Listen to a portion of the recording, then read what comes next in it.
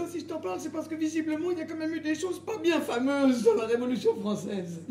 Oui, par rapport à tous ces gens qui ont été guillotinés, la terreur, tout ça. Là. La terreur? Oui, la terreur, visiblement, à un moment, ça a un peu dérapé, tout ça, et ils auraient commencé à guillotiner des gens dans tous les sens. Et alors, forcément... Tiens, écoute, dans celui-là, ils expliquent bien le problème. Écoute. Voilà, écoute. Alors, en ce sens, et en ce sens seulement, on peut lire dans certaines extrémités de l'activisme révolutionnaire français les prémices des dispositifs totalitaires qui se développeront au cours du XXe siècle. Ouh là là. Tu vois.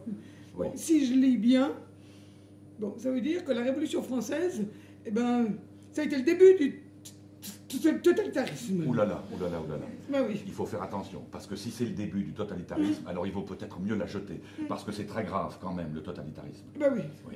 Mais bon, là où ça se complique, c'est que si tu prends celui-là, eh ben, t'as des types qui t'expliquent complètement autre chose, qui disent que tout ça, c'est pas vrai du tout.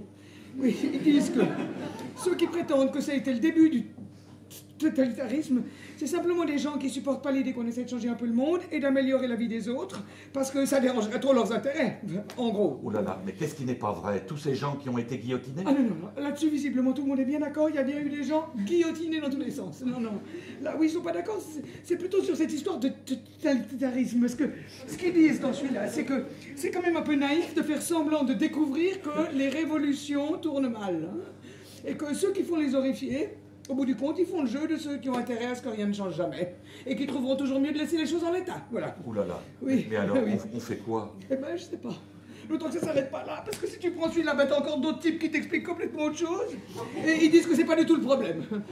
Vu que, pour eux, la Révolution française, c'était pas bien fameux, certes, mais pour des raisons qui n'ont rien à voir qu'avec les histoires de type guillotiné dans tous les sens. Non, pour eux, le problème, c'est que la Révolution française, elle a été faite par la bourgeoisie. Et pour la bourgeoisie, qui en a profité pour s'approprier le pouvoir et qui depuis ne l'a jamais lâché. Et que dans cette affaire, eh ben, totalitarisme ou pas, au final, c'est quand même le peuple qui s'est retrouvé floué une fois de plus. Oh là là. En gros. Mais dis donc, mais il y en a beaucoup comme ça, des gens qui ont écrit sur la Révolution française? Mais plein. Plein. C'est pour ça que je te dis, il faut qu'on fasse des choix, parce que sinon, là, on ne peut pas s'en sortir. Donc, avec la Révolution française, on fait quoi?